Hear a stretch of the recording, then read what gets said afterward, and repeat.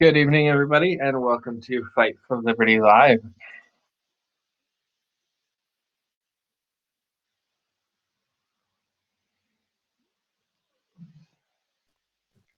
So today we're joined by the great Nate Cole.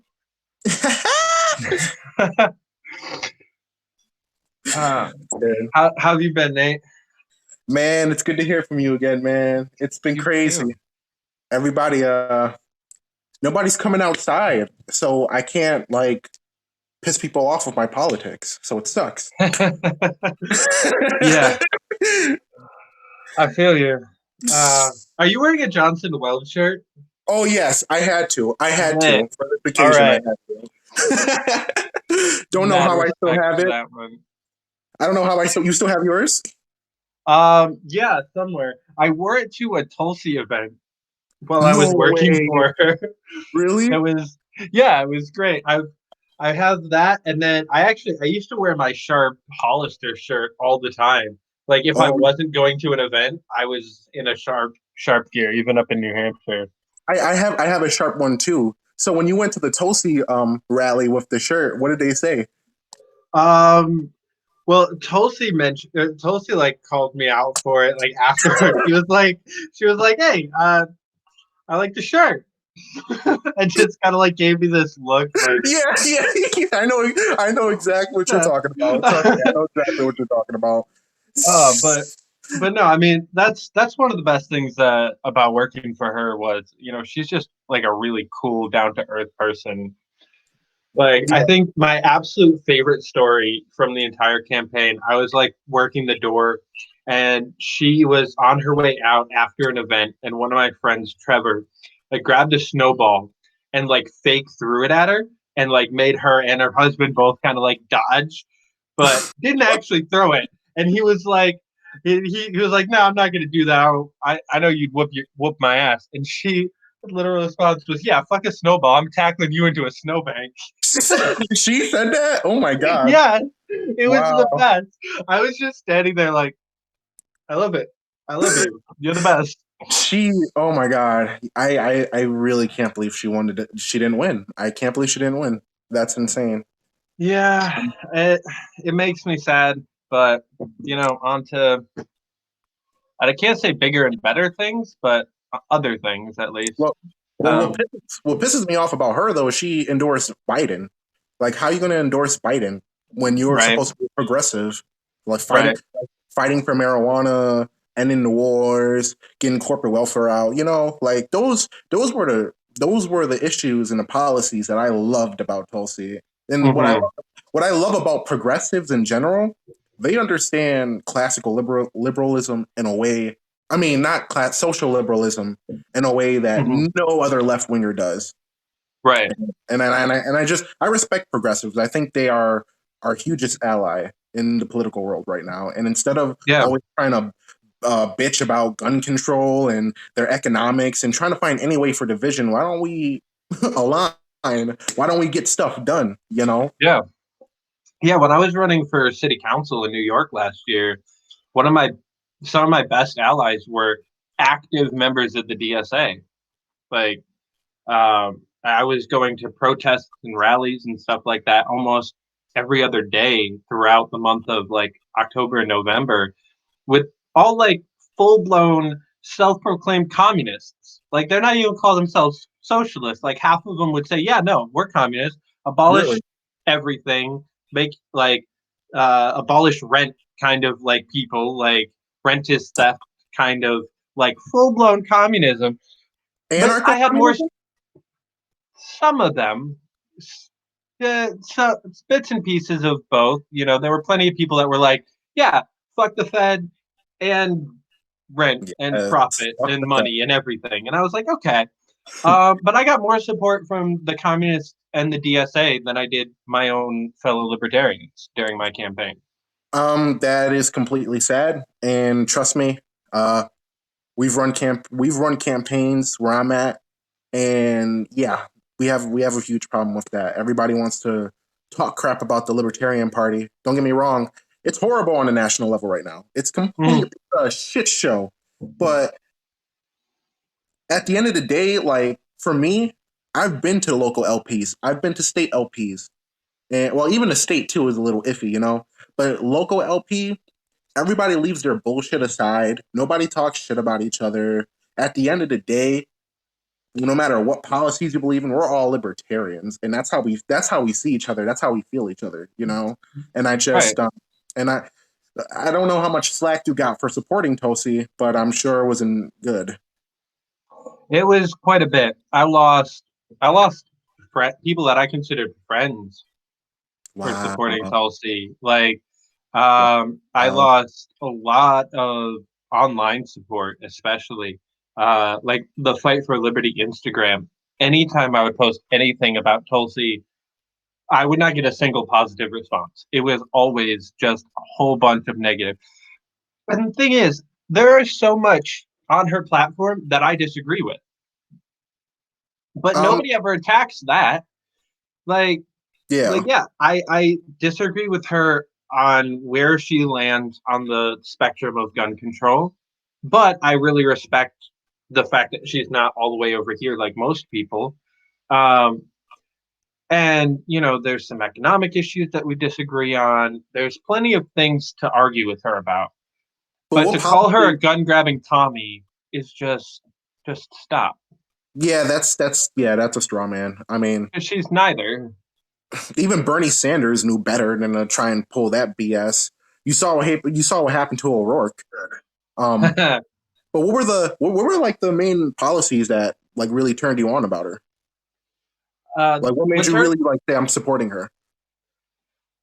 main policy was obviously ending the wars and marijuana and sex work legalization, and the fact that she was willing to talk about going beyond marijuana and Yep. decriminalizing cocaine or heroin or other drugs like that. Even just the ability to have that conversation was enough to make me a fan. Mm-hmm. Um, Mm-hmm. but the thing that really um, the thing that really put me onto her was just the way that she approached politics in general. I really love using the phrase politicians are to be representatives and not rulers.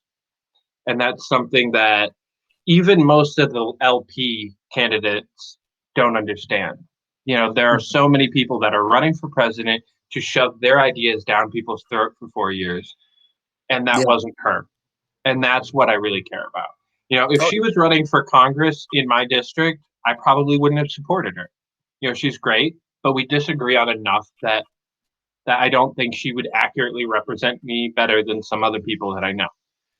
But for yeah. president, you're supposed to be voting for the person that can accurately represent the country as a whole. And that's something that I don't think anybody really compares with her on. I feel you. I feel you. Yeah, the candidates for our party have been tremendously bad. Um, Mm-hmm. so far, so far I'm on Joe Jorgensen, but I just found out about Jim Gray and Larry Sharp. So, and Yeah, as much as I love Larry Sharp, I think he's amazing. I'm not just gonna support. I'm just not gonna support Gray just because Sharp is gonna be his VP.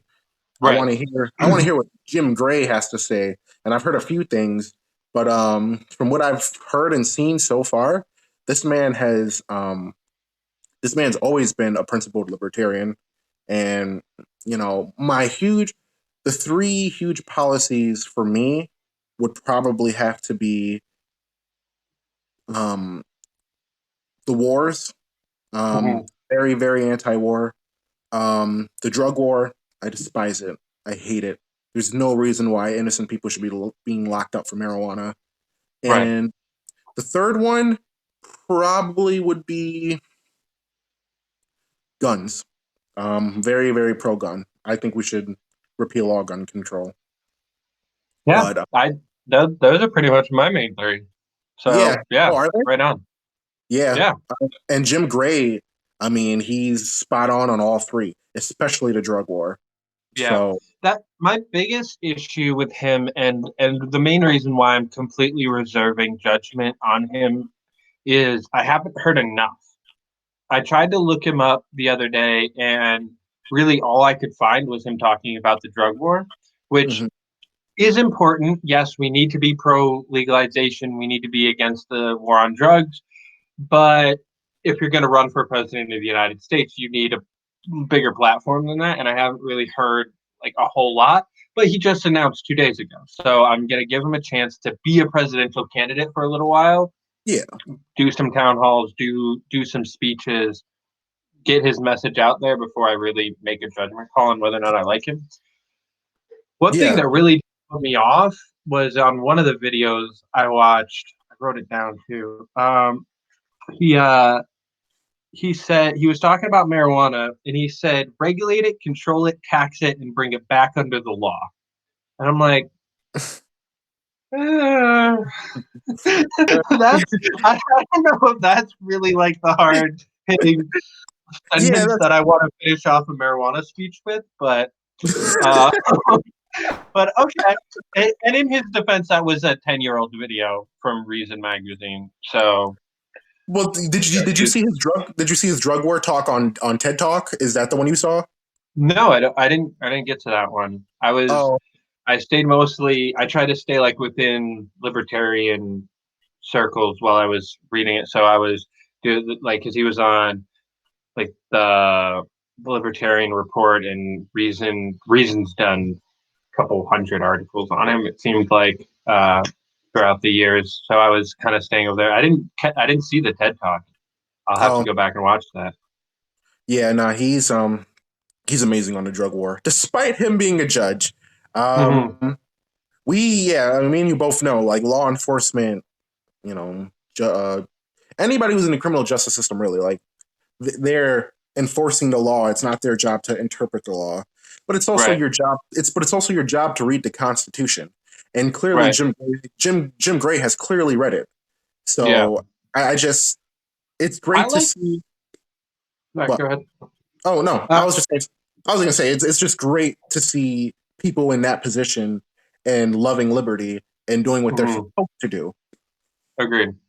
I like the fact that he owns up to the fact that he had one of the highest drug conviction rates in the country at a time, and then saw the error of his ways and moved past that, and completely changed his stance on everything, and is now super pro liberty. I I would find it disheartening if he tried to ignore that part of his life Yeah, and pretend that he was never terrible on this point, because I think it means a lot more being really anti-drug and very fighting the war on drugs, and realizing that that's not a good way to do it, and that he's ruining people's lives, and that they're all coming back. He's seeing these people 7, 8, 9 times because they go to jail, they get out, they do drugs again. Like that's how it works. And so I think it's important that he owns up to that part. So that was a I good thought, piece. yeah, I saw that too. Mhm. But at the same breath, I also thought about all the people he probably saved from the drug war as well. Once he Mhm. was done being set in his ways. Yeah, it's he's gonna have to address that, and some people might not like it. Some people might get turned off, and that's very understandable. Um, but I think at the end of the day, he's done more good than bad when you really think about it. But Yeah. he's just down the line. It's down the line as of right now, for what I see. He's pretty good. He might actually get my vote. But I think I saw your photo earlier with Joe Jorgensen. I mean, with the notice how I just say her. I meant the I just meant all the candidates, and Yeah. she's second, but Vermin Supreme he's first. Yeah. When Vermin it Supreme comes is to, number one. yeah. And I think for me personally, that chart is the most important question when Yeah, it comes to this presidential race, because who's going to grow the party. None of these people are running winnable campaigns. None of them, unfortunately. Like Gary Johnson, we had a shot. agreed. We could have done something if he got on the debate stage. If he had the money, like we could have won that election. He would have. Oh yeah, If he would have. Amash joins, he could run a winnable campaign. But nobody on this list is going to win the presidency. Unfortunately, we don't have anybody that's a hard hitter enough to come through. It's just not going to happen. So we And need to I'm grow the party. Yeah, no, and I agree 100%. And I understand where Vermin and his supporters are coming from. You Mm-hmm. know, jokes on all of us. Yeah, it's pretty funny. But Mm-hmm. I've talked to him personally, Yeah. and he has no plan whatsoever. He has no platform. His thing is, I'm just going to spread libertarian views, and that's all fine and dandy. But I personally kind of want somebody who's serious. I mean, Yeah. if you don't have a platform, if you don't have anything like set up, then does that really make you a serious candidate? Now, you know, I know we're a growing party. I get that. Mm-hmm. But we also have to take into consideration that at the end of the day, this person could potentially be the president. Yeah. So no, we can't. And I'm sorry. I picture Vermin Supreme in the Oval Office with a suit and tie, but the fucking boot on his head still, and it's just like, and it's just like, guys, he can't be talking about tax policy without making people laugh. Right. But Yeah, I mean, I will say I have a couple of friends that are on his campaign, and so I can't say too much, especially because I don't know too much, but I know that they are about to release his full-blown policy, and it is a lot more comprehensive than what we've seen from him in the past. So I'm kind of excited to see what that might look like.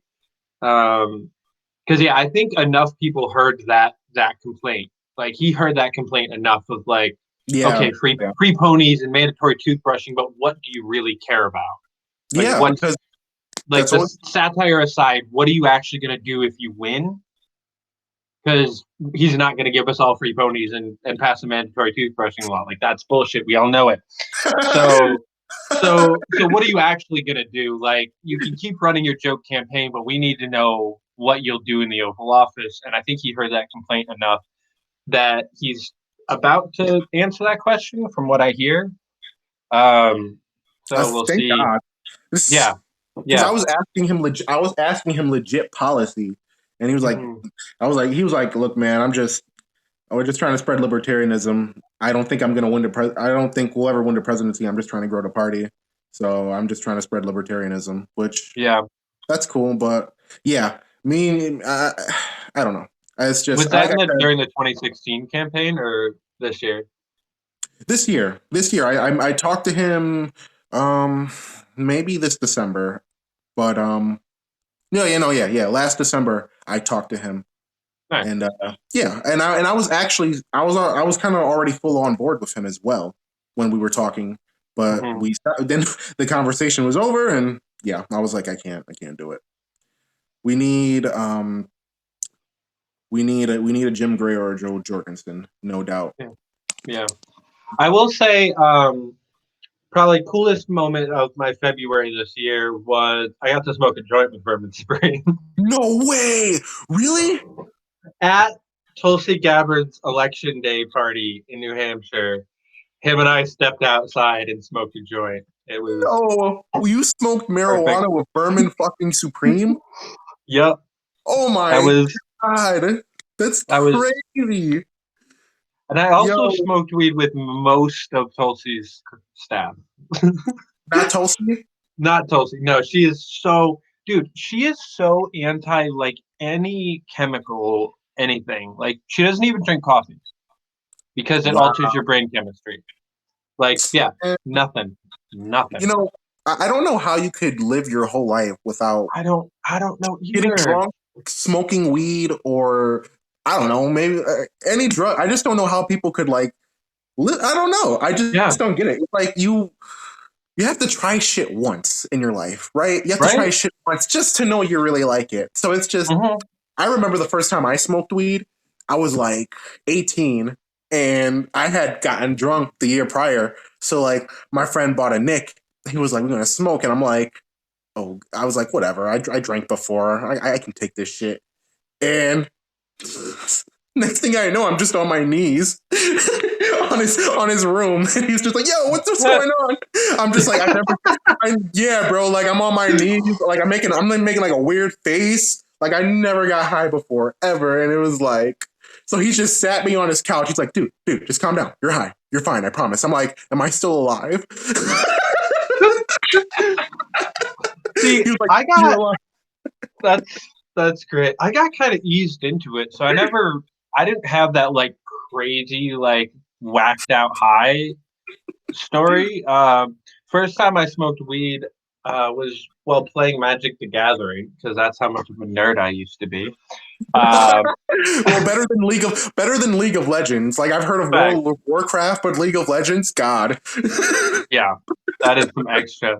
But yeah, these guys had like been bugging me, like you know how you get warned by Dare that people are just gonna offer you free drugs. Well, I had never really seen that except for this one group of friends, and so I had actually just gotten out of really serious relationship. We were actually engaged. Oh, congrats! That's awesome. How long you two been together? Well, no, we were together for 2 years. This was Oh, back when I was like 19. We got engaged and then broke up, and then yeah, that's all way in the past. oh, But um, yeah, so I had like just gotten out of that relationship, and I was over at my friend's house playing Magic, and then they asked me for like the eighth time, like, "Yo, you want to smoke a bowl?" And I was like, "Fuck it, why not?" Like, I have nothing to lose. So went out, took very one libertarian. hit, coughed my lungs out, and then went back in and like whooped everybody's ass. And I was like, I like this. This is great. And You just got just better at kept video games. smoking. Yeah. That's Uh, awesome. yeah. And then I smoked weed for 6 months before I bought any for the first time. It Really. was crazy because I lived on off-campus housing. I wasn't going to school, but I still lived in like kind of college housing because it's the cheapest way to live in a college Hmm. town. Hmm. Um, and so my one roommate was the president of the Caribbean Students Association, and my other housemate was like basically an honorary frat boy of like all 4 or 5 different frats. His girlfriend was the social of the biggest sorority on campus. So like he was always at all these different frats. So I would just come home from work and there would just be like people in my house smoking weed because they all lived on campus and had to come to my house to smoke weed. So I would usually cook for them and they would smoke me up and it was a perfect friendship. It was great. Oh God, that's amazing. That's a perfect trade. Yeah. Bro, although I can't cook though. But you still smoke now, or you done with it?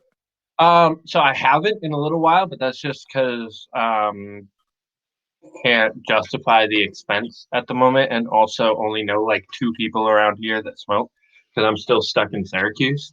Hmm. If I was back in the city, it'd be a different story. Yeah, Um, but no, I'm still a stoner. Just been I feel sober you. for like 2 weeks. For 2 weeks. Mhm. That's funny. Hardest Um, 2 weeks. Luckily, I have my alcohol, so we're good. yeah, I used when I had my kid, I used to be a huge pot smoker. Um, I do it from time to time, but ever since I had my baby, he's 18 months now. I just I just try not to. I can't really do it the way I used to, because it's like Yeah, it's the way things are now. I don't want the cops to come one day, and it's sad that it has to be like that because I pay my taxes. I don't harm anybody else, but it is what it is. It's the law, and he comes first. yeah, It sucks though. It sucks. It really does. yeah, yeah. I feel that. It was weird when I was running in New York because I kept flip flopping back and forth between like kind of that mentality of like, oh, I'm a politician, I should be like responsible, and then the I'm running to legalize marijuana, so fuck it. And I kept like going back and forth between those two frames of mind. Really? Yeah, it was like, yeah, it was weird. So I would Were you like, the only candidate running on marijuana legalization? um, yeah, I was, well, I think I was the only one talking about it in that race. The other two were both, African American, well, actually, Caribbean American Democrats. So Yikes. I feel like, yeah, in Flatbush, Brooklyn. So yeah, Yeah, yeah, that makes sense. it was rough. It was a rough race, but Wow. So they came at you hard with the whole you want guns and you want to lower taxes BS. they honestly it was such a mismatched race that they never even had to come at me. The Yeah. person that won with 96% of the vote in a three-way race. Like, Oh she wow. just obliterated the both of us. So Wow. I mean, yeah. Yeah, she didn't even run a campaign. Her campaign website still had the primary date all the way up through the general election. She didn't oh even wow. like she wasn't yeah, her website didn't even tell people to go vote in the general. Like, that's how that's how New York politics works. Like, the primary is all that matters. Because you either live in Staten Island or like South Brooklyn and you're a Republican and you're obviously going to win, or you live in the rest of the five boroughs and if you're a Democrat, you're going to win. And the general is kind of just a joke, and the primary is what's actually a heated contest. Yeah, because then they'll yeah, that makes so much sense. It's Mm-hmm. um we are well actually before I go into that, so like they weren't talking about the drug war at all. She didn't talk about policy in any way, shape, or form. She didn't have a platform. Her platform was, I'm black, I'm a woman, you should vote for me. Oh, the typical Democrats, right? The typical Yeah. Democrats. Yeah, You I know, mean, it's she talked a lot about her philanthropy because she did run a charity before she ran for office, and like she's done a lot of good for the community, and that's her platform is, I'm a good person, everybody likes me, you should vote for me, which worked. I can't. I would like to shit talk her and say like that's a lazy campaign, but I mean it worked, and she was a good enough person and active enough in the community to land herself that landslide victory. So yeah, I yeah. mean, all power to you. And that is so sad. It truly is sad. Yeah. Um, the partisan politics. Let's talk about that for a minute before, because Mhm. I was going to tell you about our chairman running for Congress, but the partisan politics is just extremely horrible. Like I've been in politics for 3 years, right? Mhm. And just the just the immaturity, just the this mentality that I'm on a team and I'm going to blindly defend my team no matter what. And even though my team has done the exact same thing your team has done, hey, well, they've done less of it. So I guess that means they're better. I guess. I was talking to somebody online the other day and talking about Biden and Trump and how they're Mhm. two big authoritarian war criminals who are just going to implement unjust laws. You know what this Yeah. guy argues? He argues that, oh, well, Obama did less bombings, yada, yada, yada. And it's like, okay, but that's not the point. He still No. bombed these people, you idiot. Yeah. He still He bombed started them. wars. Joe Biden's dumbass talking about he's not going to legalize marijuana. He's proud of his tough on crime bill. You know, Right. you remember that girl Simone Sanders who was Mhm. campaigning for Bernie Sanders, the girl with the short hair, right? Yeah. She's working for Biden now. She is his campaign manager. How the hell do you switch so quick? What? Because Barack Obama was fucking black, so you have to just automatically choose Biden? This is the type of Money. this is the type of cancerous mentality that I'm just so sick of in the political world. Okay, this isn't a Yeah. team. This isn't sports. If you want to blindly defend a team, then watch sports, bro, and stop Yeah. messing with people's lives. Yeah. Okay. My family's been Buffalo Bills fans for years, even though they suck terribly. That's fine. Yo, I was. that's I my was. team though. I figured it was. No, Uh, I don't. No, no, I grew. What was that? they suck. The Bills suck. Yeah. Yeah. Yeah, my mom's a Bills fan and my dad's a Cowboys or is my dad's a Dolphins fan. So yeah, it's kind of What an some days odd don't mix. go well for them. Yeah, Yeah. man. I was And yeah I'm a no, New England Patriots fan, so it's a rough house.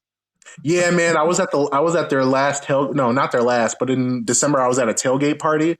I got extremely drunk, and I was about to go through a table, but my ex had to like stop me. Like, you're not doing this. So yeah, it gets lit at the tailgate parties, but it Mhm. gets very sad after the game. Yeah. I remember I got to go to a Bills Patriots game for my birthday, probably like 2013, 2014, somewhere in there. I was like freshman, junior in high school, somewhere in there. Hmm. Um, and the Patriots won like 27-3 or something like that. And again, I'm a Patriots fan, so because I grew up far enough away from Buffalo that it was kind of just like a toss up of who I wanted to be the fan Buffalo of. Buffalonians hate the Patriots. Yeah. So so yeah, I was like one of the 30 Patriots fans in a crowd of 10,000 people and like just like whoa, yay. And like I had like and again I was like probably 15, 14, somewhere in there. And I was having like these big like drunk guys behind me like threatening to dump their beer on me and like shut the fuck up you stupid kid because we What? were whooping their ass like terribly. They're So pussies, yeah, bro. They're yeah, pussies for that. Are you right, you about to assault somebody over a game? right. And I like a couldn't. 14-year-old kid, like come I on, know. bro. Yeah, yeah. Those are scumbags, but those are the type. Those are the same type of people in politics right now. Strawmanning us, saying we're horrible people because we don't want Medicare for all. That we stand on the graves of the people of Sandy Hook because we don't want gun control. It's like, how about we have an actual argument? Okay, Right. we can talk about why I'm right, why you're wrong, vice versa. But you're really going to tell me I'm a child killer because I don't believe that somebody has to go through thousands of pages of paperwork to get a firearm? Joe Biden says, just get a shotgun. Maybe I don't want a shotgun, Joe. Maybe I want a Glock. Maybe I want a goddamn AR-15. Hell, maybe I Maybe I want an want a rocket RPG. launcher. There we go. I beat you to it. As Oh, the old libertarian saying goes, I live to see a world where gay couples can defend their opium fields with automatic rifles. amen. That would be prime America. That is the kind of ideals that this country was founded on. That is for sure. Exactly. We've gone so far. Libertarians created this country. If you really think about it, like the Yeah, majority of the founding fathers were libertarian, not all of them, but we everything's founded on the concept of freedom, the concept of liberty, and then you have the Democrats and the Repubs just not not following those ideas anymore, oh, and sorry. oh no, you're good, and it's just it's Yeah, sad. it is sad. Yeah, partisan politics is a cancerous thing, and I unfortunately like I see I see people that I respect and love and revere just playing into it consistently. My But God, yeah. I mean, even people like Ron Paul and Rand Paul and Thomas Massey and Justin Amash, and who finally gave. I mean, Justin gave up party politics this year, but even so, like he still towed the party line constantly. He played that team mentality game for so long. Hmm. I respect him a lot now because he left the party, but he's still the only one. We have two independents in Washington: Bernie Sanders And Justin Amash. and Justin Amash. Yeah. No, Yeah, I am. I've seen Justin Amash in action a little bit. He's a. I know he has some libertarian. He's a libertarian conservative, right? basically, yeah. Yeah, Yeah, yeah. he's a little bit right libertarian. That's cool. And I mean, he went after Trump, so it's like Yeah. there has to be some libertarianism in him. Hmm. Um, but yeah, man, that's sad too. It's sad seeing good people. It's sad seeing hate come out from even the best people. Yeah. Like when you when you have family members spewing what they're spewing, um, like one of my family members, like they love the pro-war policies. They say fuck it, turn the Middle East into a parking lot, and it's like Yeah. you're such a good person. Why are you talking like that? Right. Once again, did you see that tweet from Maj Tory that went out earlier this week Nah. about man, I don't want to misquote him, so we can change the subject and circle back after I find it because I don't want to misquote him. But it was some serious like pro-war BS. Oh God. Okay. Well, I can't wait to hear about that. um, as of right now, for the local LP, for me, um, our chairman Dwayne Whitmer. You guys know Dwayne. Yeah. Uh, and he's running for the 27th district, and we've been getting hit hard. We've been having to deal with infiltration. Um, the guy who he's running against, Charlie Flynn, he's just smearing us and Dwayne um, radically. I mean, Mm. he's calling this man a woman abuser. You know what? And there's no proof of that. Even his ex said no, that never happened. So Jeez. it's we're getting hit hard. A lot of Republicans want to come in and infiltrate us and make us like a reform party or whatever. And Hmm. we've been doing good though. The BOE, they've been screwing us though. What was it, last year? We had a few cross endorsements. No, not last year. This current year, we had a few cross endorsements, and the BOE just pretty much shut all of them down and came up with any excuse to get us off the ballot. So running third party sucks, but Yeah. it just it's a lot of obstacles. It's a lot of obstacles. We're third party. People always trying to mess with us. The system isn't doing right by us. But Yeah. we got to keep going. We just got to keep going. We got to keep hitting home. We had our first. We had a Gallup. Um, we had a Gallup in February, and it was a pretty good successful. It was a pretty good successful fundraiser. One of the highest around our area, I believe, which Sweet. was pretty good, and we learned a lot from it. We actually we had a guest speaker. Um, he was locked up for 27 years, and he was exonerated from the drug war or whatever. It was good. It was lit. Um, Nice. so and we learned from our mistakes too. Um, we made a few errors here and there, but it was successful. So, but yeah, man, locally, we're doing good over here. We just, I'm running. I decided to run for reelection. Um, but I don't know with all the coronavirus shit going on. I don't know what we're gonna do with that. But we have a special election for Dwayne.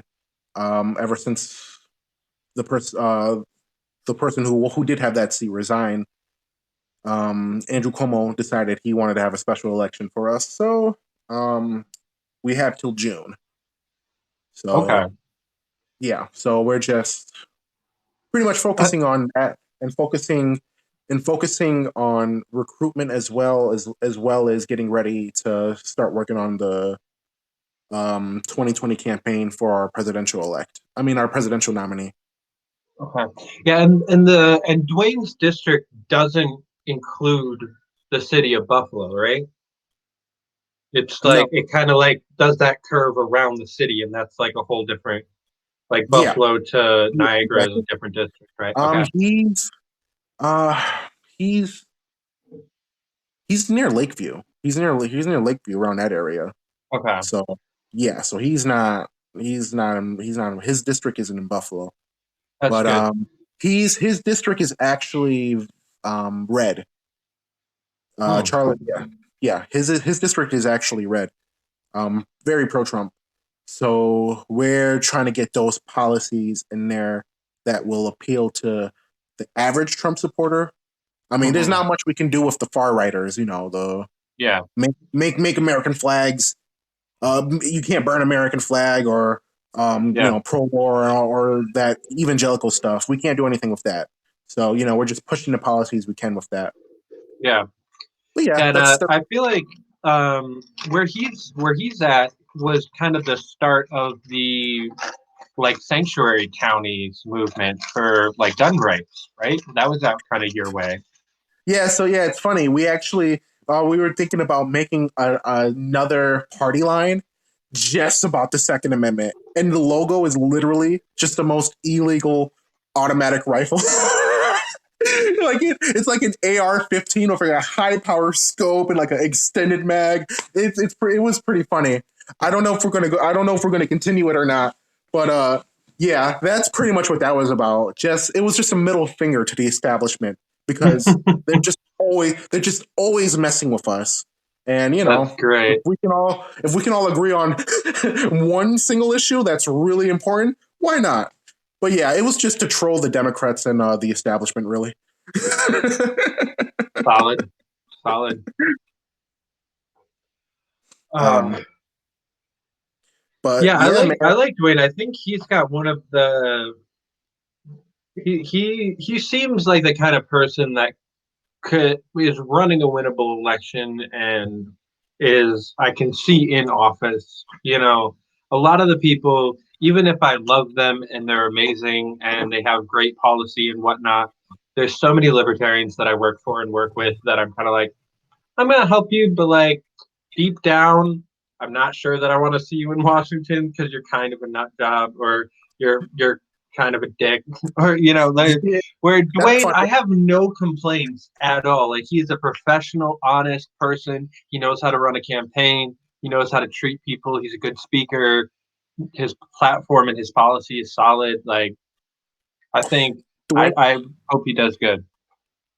Dwayne has that moxie and that charisma that somebody who's running for office needs.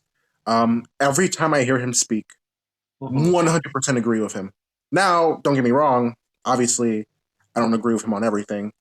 Um, but every time that man speaks, like, cannot agree. 100%. It's like he's reading my mind. I swear. I he's a good chair. He really is.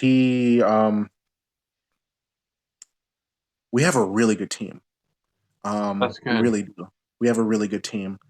Our secretary, um, our treasurer, they're amazing, and I couldn't ask for a better team. I couldn't. And all the people who do come to the meetings and stuff, they're awesome too. It's just all nothing but good vibes, man. Just good vibes and just trying to make each other just trying to make each other know that we got each other. We can do this, even though all the odds are impossible. Obviously, we're not going to win this elect. We're not going to win the June election unless by some odd chance we were able to get into the debates. But Hmm. other than that, you can never have that quitter mentality because then it's easy to just stop being active as a whole. Yeah. Is there a serious Democratic candidate in that race as well? I mean, no, not really. There was Murray. There was Jake Murray, and he was a Democrat, but he was in his he has no chance.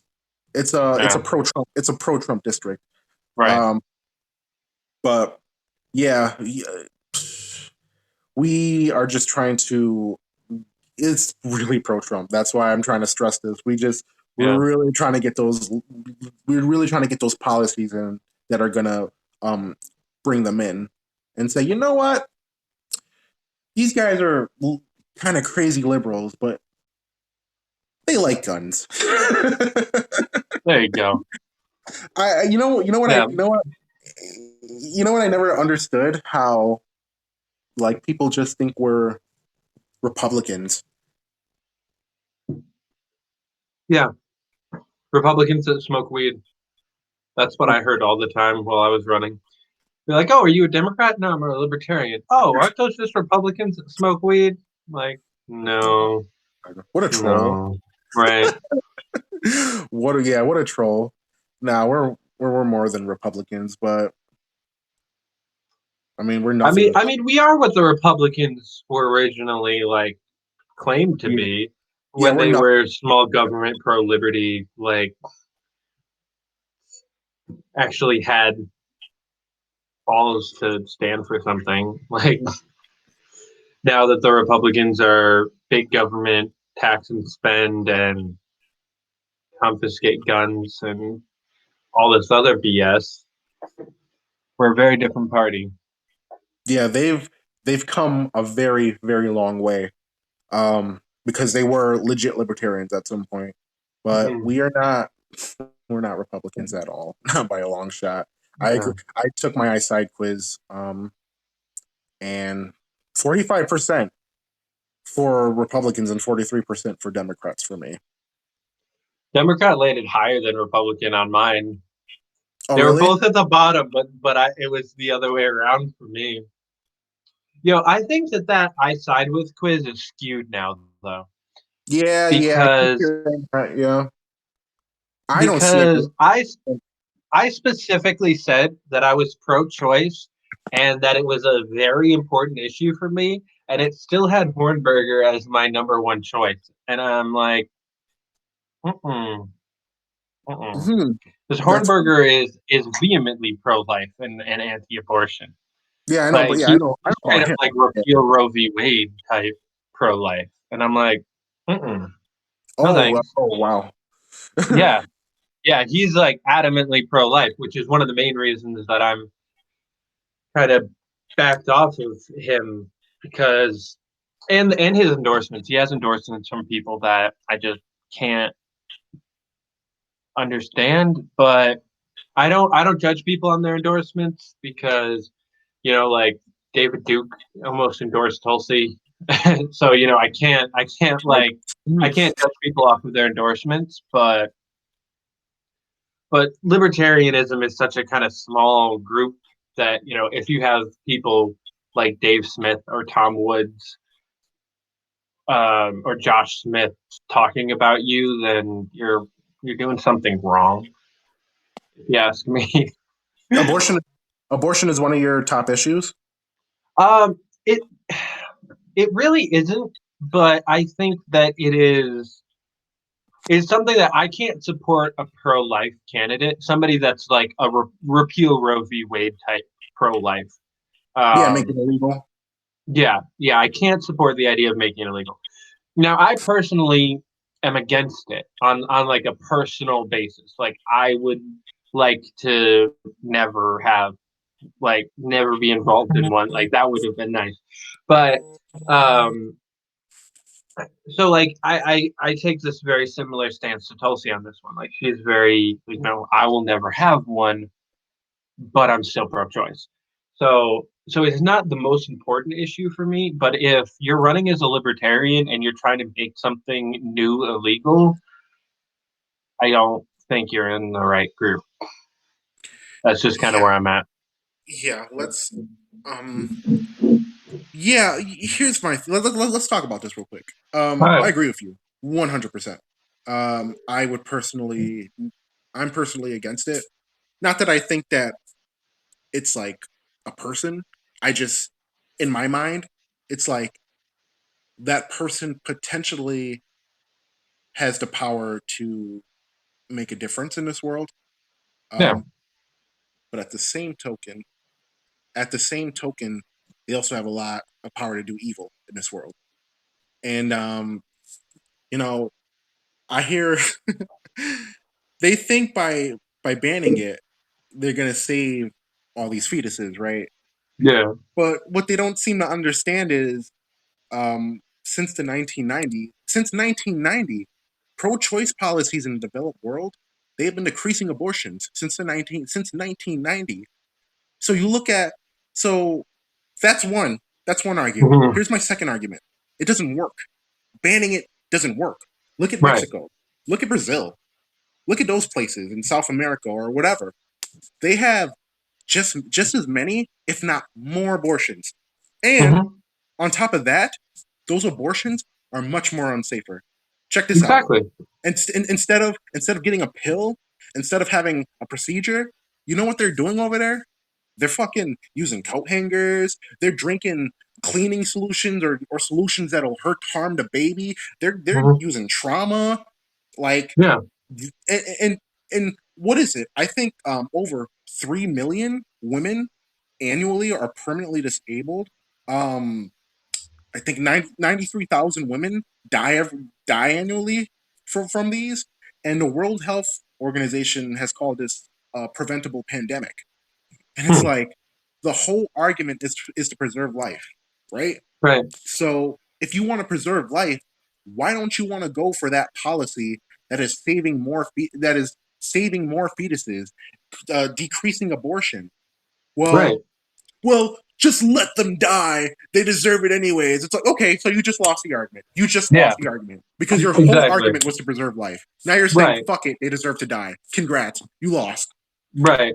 And what I've always found interesting is that, for the most part, there is a little bit of overlap, but for the most part, there's one, like 40% of the country is pro. Oh, 40% of the country is pro-abortion, and 40% of the country is pro-guns. And they both believe that banning it would work. But you have all these people that say banning guns won't work. We'll just get them illegally. This will happen, but we should ban abortions. And then the exact opposite conversation is happening the other way. You can't ban abortions. It's going to just be unsafe. But then we should ban guns, and that'll somehow work. And it's just completely and totally illogical.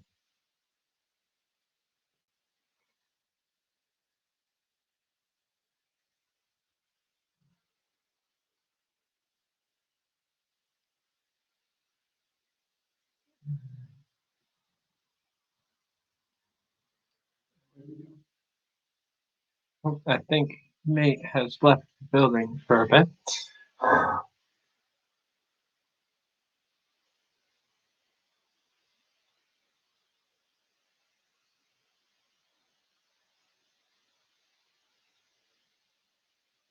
All right, we're gonna get him back in here.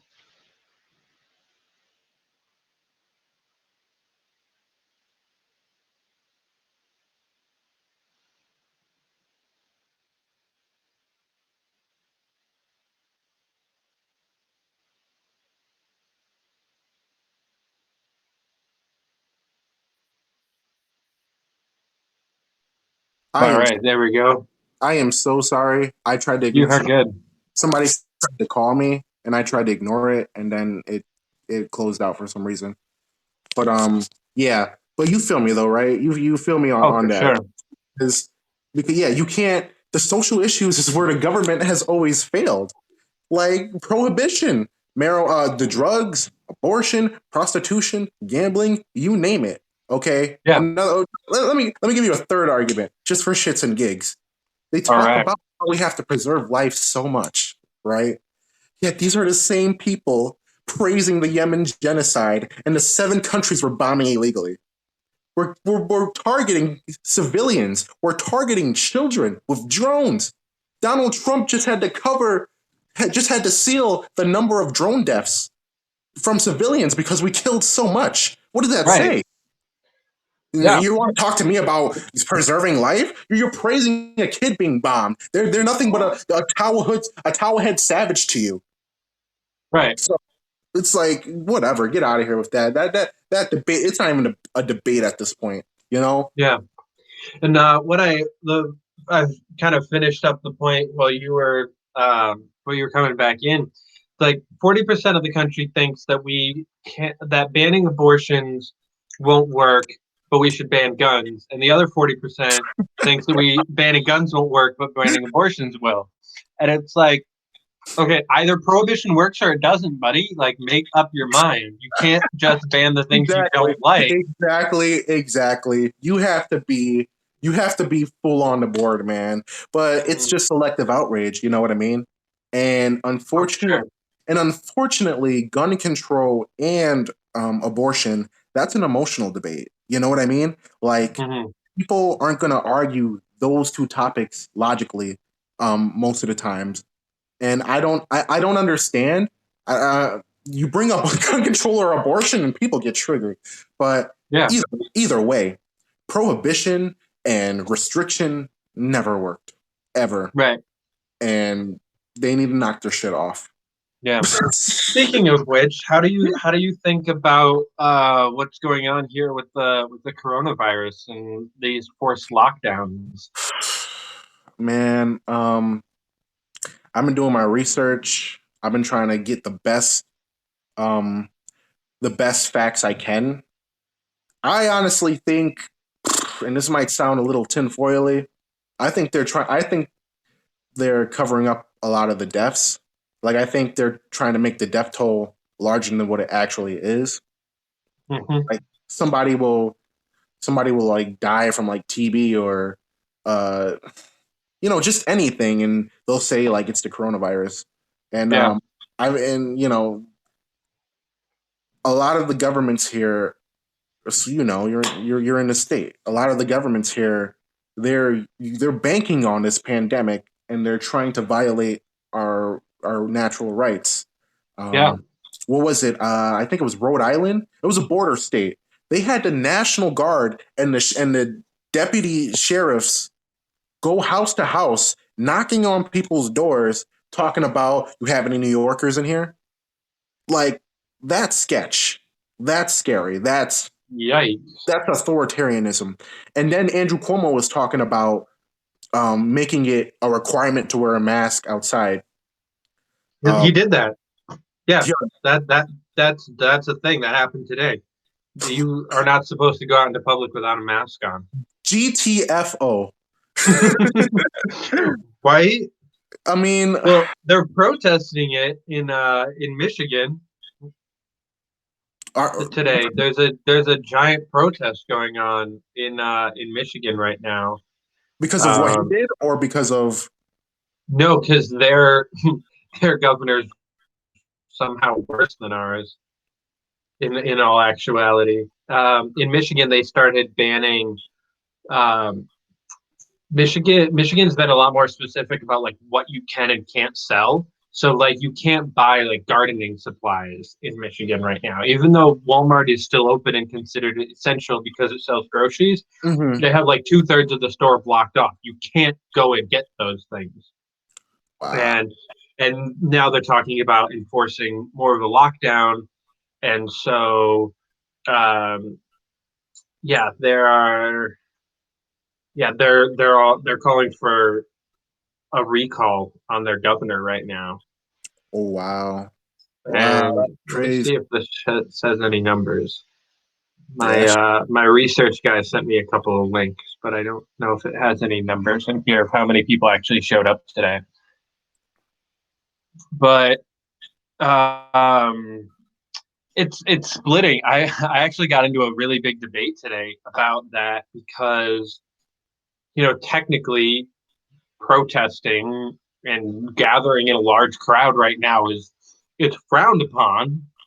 Oh yeah. It's not social distancing. And as much as I believe that the government is making some of this up and blowing it out of proportion, I do think that there's a real pandemic going on and social distancing is probably a decent idea. But there's people like libertarians, like hardcore libertarians, attacking these protesters for putting people's lives in danger. And I'm like, Yeah, but yeah, it's kind of funny. It's kind of funny how fear really brings out the truth in people. When you're scared, mhm, fear is fear is a very like strong emotion. it is. So all that libertarian shit, it's gonna get thrown out the window when you think you're gonna die. Uh, Yeah. I saw a few anarchists um a month ago talking about, oh, the government better pay me because I can't work. It's like I thought you guys were. Yeah. I thought you guys were about safety nets. Uh, Yeah, that's communism, right? Something yeah, like that. yeah. But you see what I mean? Like, Yeah. at the end of the day, like people can say what they want, but when fear hits the fan, people they don't gosh, they don't care about Yeah. libertarianism. They care about putting food on their tables. Yeah. As far as the corona, as far as the whole protesting thing goes, um, I'm not saying it's fake. Obviously it's a real thing going on. Mhm. I just think they're upping it up more than what it actually is. But Mhm. our right to protest does not affecting people with a virus trump our right to protest? Yeah, I would say no. I mean, granted, you could video chat. I don't know. Maybe you could go live or something and just have a big screen at the governor's mansion and just you just see like a bunch of screens of just people with masks just yelling at him and protesting. Yeah, I mean, she would have to like actually pay attention to her constituents for that to work, which I don't see that ever happening. No, you think Cuomo's ever just gonna like retire? You think he's just gonna like resign one day and just like, Oh, I wish. like what are the odds of just Andrew Cuomo just be like, hey guys, I have to resign, I suck, and then just like leaving to Florida or something? Wouldn't that be Please, awesome? please, please.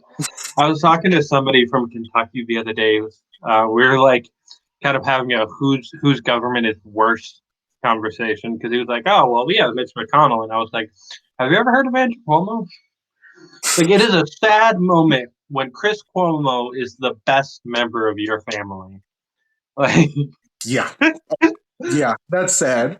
Chris Cuomo is better than better than Andrew. yeah. Cuomo got. Did you see that picture where like a supposedly Andrew Cuomo has like a nipple piercing? Mm-hmm. Mm-hmm. Why are people memeing that so much? It's still I don't happening. know. It's perfect though. I don't. It really is. We needed that laugh though. Like we all needed that laugh a little bit. We really did, man. But it's like I didn't believe it at first, but I don't know. That has to be a nipple piercing. But like Oh yeah. There's even still no. now, I'm getting shit on my newsfeed about it. That's okay. I found out something kind of interesting. My mom and I were bored the other day and digging into Mario Cuomo, um, his dad, and found out that before he was Attorney General, or sec, he was either Attorney General or Secretary of State. I'm going to space on that. But before he was an elected official, he was Fred Trump's attorney. Really? So Daddy Cuomo was Daddy Trump's attorney. What, and what's now their sons are going at it like Wow, that is right. constantly. But that also proves like our point. Like Yeah, it's the establishment. It's the yeah. status quo. Everybody's in bed together. There's no such Mm-hmm. thing as a Democrat or Republican. There's no Right. you know who Sam Giancana is? Mm-hmm. Yeah, he's anybody Yeah, who doesn't know, he was a famous mob boss in the 50s and 60s. And he was in bed a lot with politicians, including JFK, for a little bit there, and he said it best. There are no white hats or black hats. That was just a sham for saps to cling on to, and yeah, that's pretty much what we're dealing now. George Carlin said, "It's a big club, and you ain't in it," yeah. and that's what really, really pisses me off about this whole duopoly and partisan politics. It's like, guys, they're the same freaking person. They both want the same thing. Why are you falling for this? Right. Joe Biden, Donald Trump? Is there really, really any difference? Like, come on now. None at all. It's literally like, yeah, which old white rapist do you want to vote for this year? And that's the thing that's pissing me off with the third party races right now too, is Howie Hawkins. I don't think has officially won yet, but will be 99% sure the Green Party nominee for president this year. And regardless of who wins the LP race, unless it's Joe Jorgensen, we're also going to be running an old white dude. Oh yeah. It's going to be 4 old white men. Like that's it. That's all the most diverse country in the world is going to be running 4 old white men for president. Yeah, the Libertarian Party tends to vote in middle-aged old white men, huh? Yeah. Hey, are you white? Me? Yeah. Yeah. You are? I'm German. I thought you were Puerto Rican. No, but I get that a lot.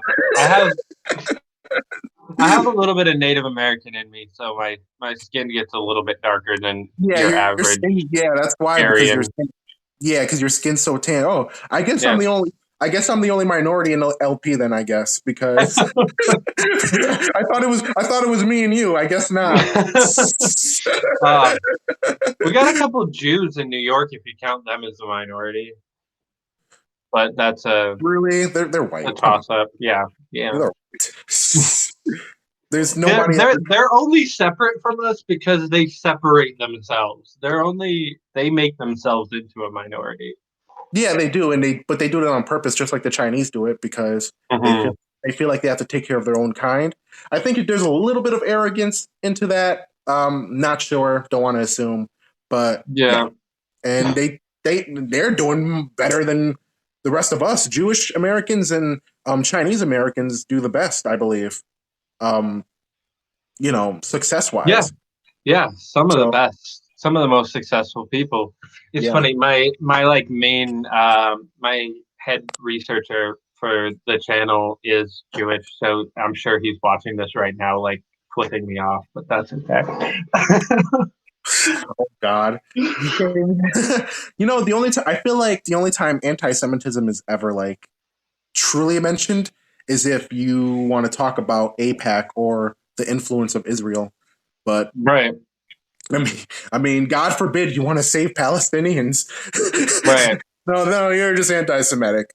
No, Yeah, I no. got into that argument the other day. Well, I was kind of I was watching an argument online the other day, Hmm. where somebody was talking about the I think he was talking about the Rothschilds Yeah, and yeah, I know just about the them conspiracy. being uh, I mean they are racist Zionists, like Yeah, bad yeah. people, right? But so one of my friends posted something about that, and one of my other friends, who's actually fairly high up in the LP, called him out for being anti-Semitic. And I'm like, no, calling Really? a sect of a group of people, a small little group of people, bad because of something bad that they do is not saying that this whole wide group of people is bad. Just Yeah. like saying Obama was a terrible president isn't racist. Oh my God. Yeah. Um. Well, isn't it kind of funny how some people are still blaming Obama for the virus happening? I think that's hilarious. Yeah. But My it's favorite is when people blame him for 9/11. That is my favorite no thing way. ever. No I have way. I watched this one video of this guy being like, Obama wasn't even in the Oval Office when 9/11 happened, and I want to get to the bottom of that. Where was he? And um, yo, still a yo, senator? yo. Can we please boycott QAnon? Oh my gosh!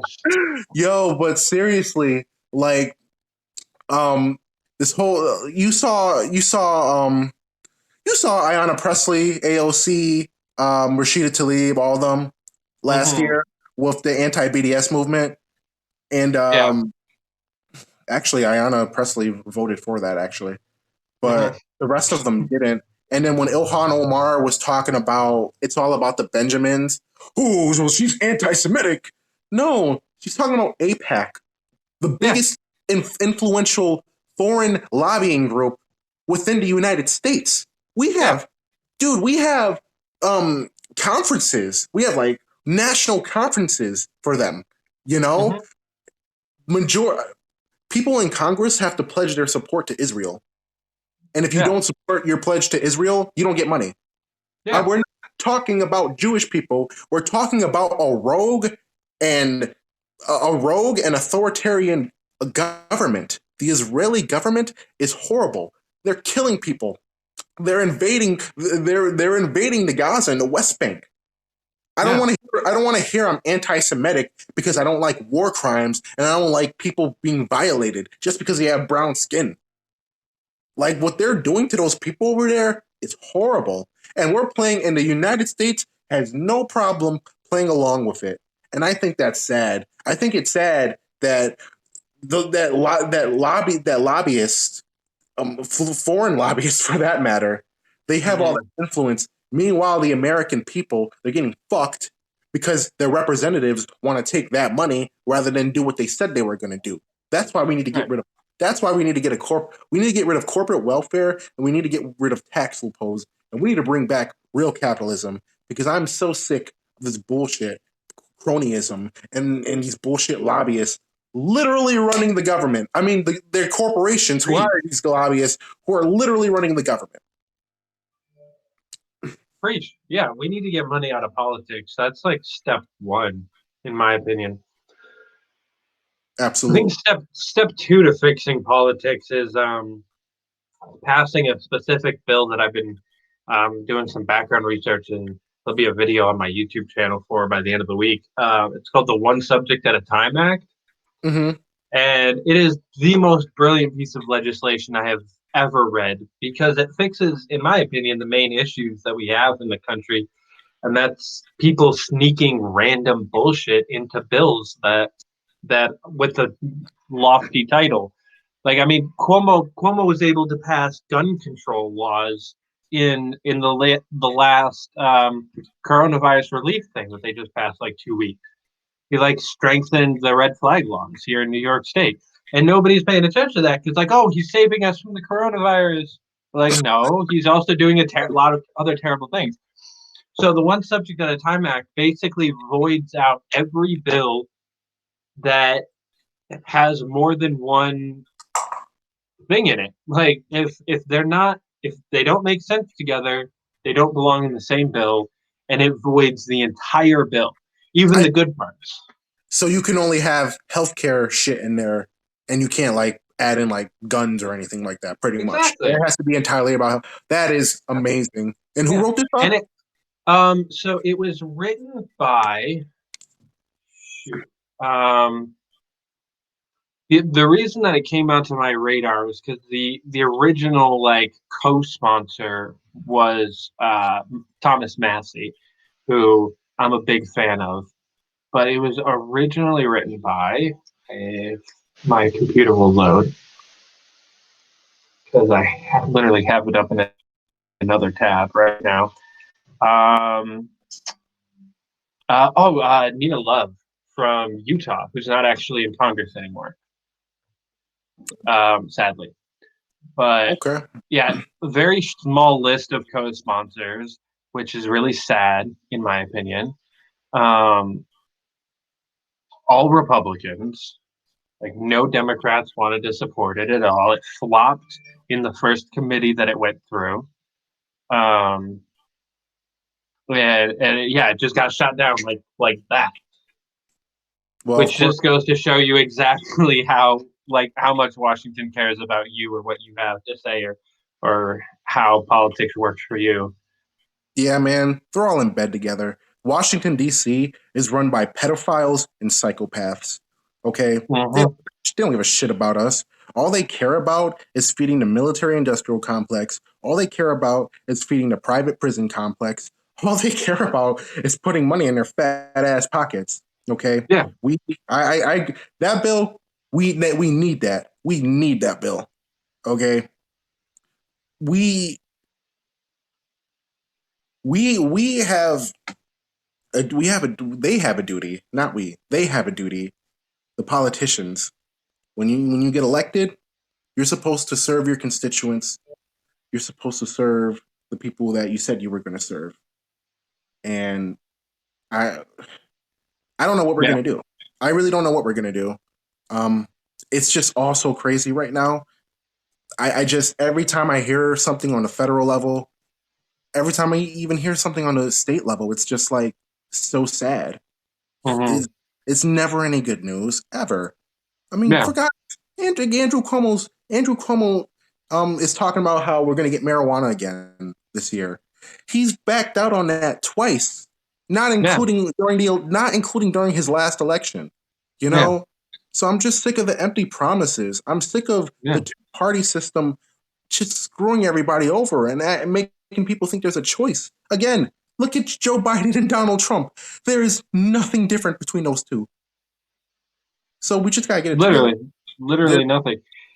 At least, I mean, yeah, I did a video back when the decriminalization bill went through about how decriminalizing marijuana is basically just making it legal for rich people. Because the way that that bill works out is you can still only afford to get caught if you have enough money to pay the fine and replace the weed that they take. Because it's still going to get taken and you're still going to get fined. So it still sucks. The situation is still terrible. You're still getting harassed constantly. The NYPD is still able to do all of the terrible things that they do, but you're not going to go to prison for it. So, woo, big win. Whoop de doo. And Man, then there were still 23 people that voted against it anyway. People that stood on the floor in the New York State Senate and said, no, these people deserve to go to jail for this. These people deserve to keep their criminal records for this. We should not be changing these laws at all. These are terrible people that deserve to be in jail and for a long time. And those people are still there. Like, and unfortunately it's my senator here in Syracuse. Uh it's yeah, 23 of them. 23 of them. And for those watching, you can go to Fight for Liberty slash fightforliberty.com/elect a revolution, and the whole list of everybody that voted against that bill is right there. Oh, So well, I don't have know. at it. And the I'm check, text of the bill is there too. Go educate. I'm checking that out. Yeah, I'm definitely checking that out. Yeah, you know what I was looking at? Hmm. I was looking at marijuana laws around the country. Actually, this was a few days ago, so it's kind of cool that we're talking about this. But I was looking at Florida, right? Bro, 20 grams of marijuana or less, you're going to jail for a year with $1,000 fine. Yep. Now, you think that's bad. Imagine what Kentucky has. Imagine what Louisiana has. Imagine what all these other states have. You know, don't Hmm. get me wrong, blue states like New York State, you know, don't get me wrong, I'm glad that it's decriminalized, but it should be legal. All drugs Yeah. should be legal. You know, Facts. prohibition has never worked. The alcohol prohibition never worked, Yeah. and they know this shit. They know this shit isn't bad for you. They just don't know how to tax it. They don't know how to make money off of it. That But they and should by now. We have Colorado and California showing us exactly how. they know exactly how beneficial marijuana is. But Yeah. the private prison complex makes so much goddamn money. Why would they want to do it? Even the CCA, they even say the correctional corporations of America, the people who have the private correctional facilities, even they Hmm. say without all these unjust laws, they wouldn't be as successful as they are. Their CEO said that. Yeah. So so they've known the whole time. It's not a matter of them not knowing, it's just the corruption. But man, the war on drugs has had dire consequences. It's Yeah. it's ruined lives. It's destroyed families. Hmm. Like people are felons, man. They're never gonna get that back, all because they Yeah. had a quarter ounce of pot on them. Yeah. Like it hits home for me too because of the opium crisis. I had somebody overdose on lace weed a few years back, a family friend, you know. And Mm. at first, I blamed the drugs. and I blamed us not being harder on drugs because I was ignorant. But as getting into politics, as starting to get pro marijuana, I started to go further, started to do my research, and the war on drugs is just to make money, man. Right Yeah. now, and it doesn't work. The war on drugs has never worked. Nixon's own aide, Richard Nixon. This is for people who are watching. Richard Nixon, he's the one who really started this war on drugs in 1972. Yep. And the whole reason he did that in 1972, not because drugs were bad, he wanted to do it to imprison his political opponents, the Black Panthers, the hippies, the anti-war left. Those were his enemies. So he associated heroin with the Black Panthers and marijuana with the hippies. Yeah. And what did Nixon's aide, his aide said in 1991, I believe, John Ehrlichman, he said, we knew it couldn't be we knew we couldn't make it illegal to be against a war or black, but by criminalizing drugs heavily, we could disrupt their protests, their meetings, and we can vilify them every night on the evening news. Did we know we were lying about the drugs? Of course we did. And that's his quote. Yep. So, and then Yeah. let's also talk about places like Portugal and Switzerland, where Portugal has actually decriminalized all drugs. And half of their heroin users, I shit you not, half plummeted. Half of them plummeted. They started it in 1990. I think they did it to counter the AIDS epidemic, but they also did have a heroin. They did have a heroin crisis, I do believe. But either way, it was either for the AIDS or heroin. But either way, once they implemented the decriminalization of all drugs, everything dropped. Drug usage, STD cases, There was another important one. Fuck.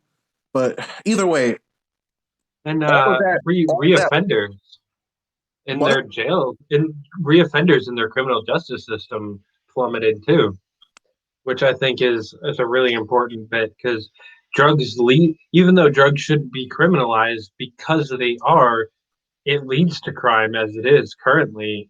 People.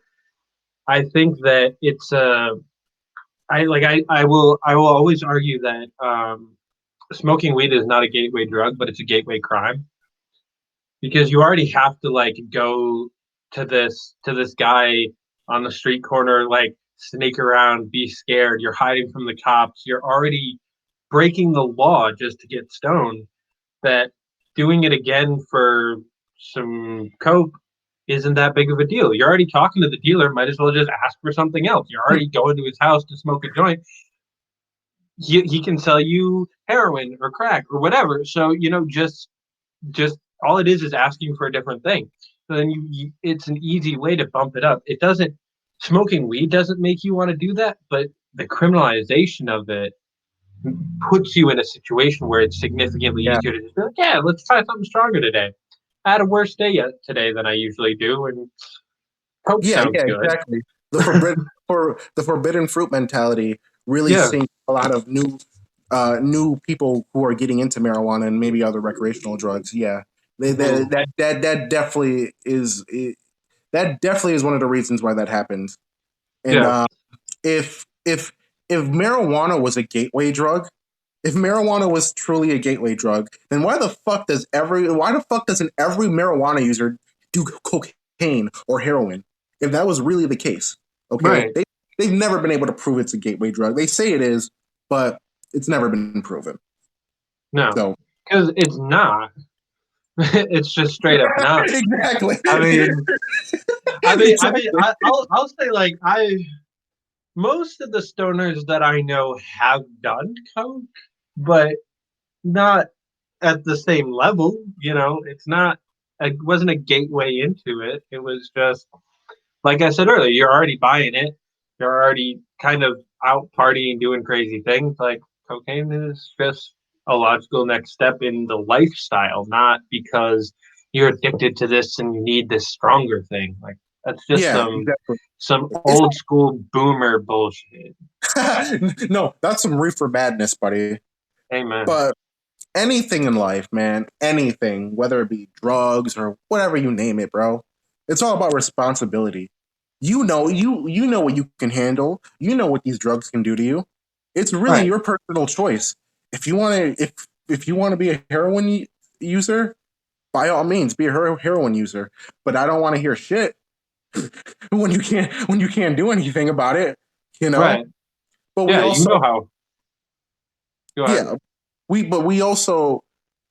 we also have other options minus criminalizing them. We have harm reduction. Mm-hmm. We have rehabilitation.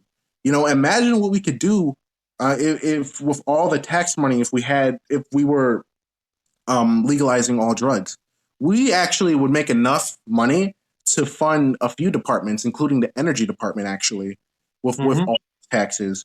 So, and then we could fund rehabilitation centers too, if we really wanted to. Now, Yeah. should we or not? I mean, that's up for debate. But either way, we could be doing so much with this, and we'd create jobs like not just marijuana jobs, all those other jobs for those other drugs. Mm-hmm. But but I guess the counter would be, but wait, then people would just be overdosing and just fucking buying fentanyl and just overdosing right then and there. And it's like, no, guys, that's not how the free market goes. You can't. No. People want to make a product that will keep giving them income. You know, Yeah. there's a whole misconception on the left that all businessmen are bad and all they want to do is screw us over and make a quick buck. Well, if that was the case, then none of them would succeed. You think McDonald's got as big as they did by selling people shit burgers? You know, like no. I mean, but yeah. Oh wait, I know why you laughed. Okay, technically they're shit burgers, but either way, people love them. Yeah. Oh my god, yeah. No, I but mean, they're not the best, but yeah. yeah, but it's hypothetically, if there was a fentanyl business, do you really think they're gonna give you a lethal dose of fentanyl? I mean, No. I mean, you can buy as much as you want, I guess you could say, but nobody fucking goes to a store so that they can die. You know, that doesn't happen. You know, that just Yeah. doesn't happen. So yeah, the Yeah. free No. market. Nobody's going to Starbucks and ordering a cappuccino with a side of bleach. You know. I know Just. exactly. Yeah, nobody asked for that. Nobody ever asked for that. They just want to get high. They just want to masturbate and watch some shitty porn. Like nobody cares. But like the free market can and will provide, and the data shows that heavily Mhm. with regulation. I don't believe in laissez-faire capitalism. That's just me. Fair. That's okay. To this point, though, just because we're talking about this, have you heard of the new? It's actually water. It's canned water called Liquid Death. Mm-mm. Hold on, I'm gonna pull it up into the screen real quick, if it'll let me. Um, yeah, it's literally like this canned water called Liquid Death. Murder, Murder your thirst.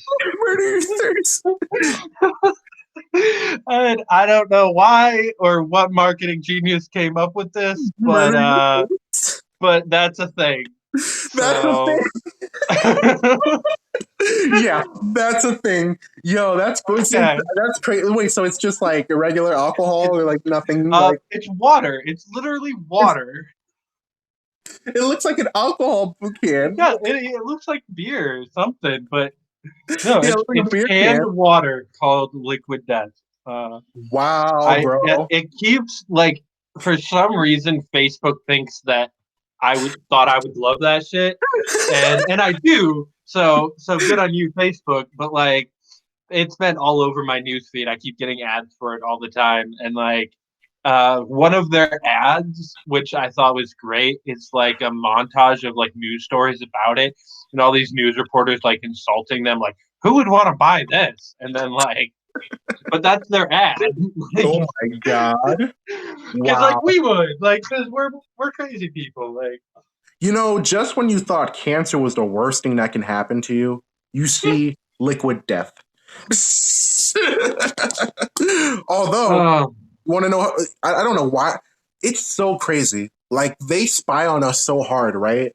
Like mhm, I was looking up a guitar because I play I'm a musician here and there, and like I was looking mhm, up for a guitar, and you know I closed my eBay. I was looking it up on I think Amazon, and I closed mhm, it out. Right? Tell me why on Facebook that shit pops up in my news feed.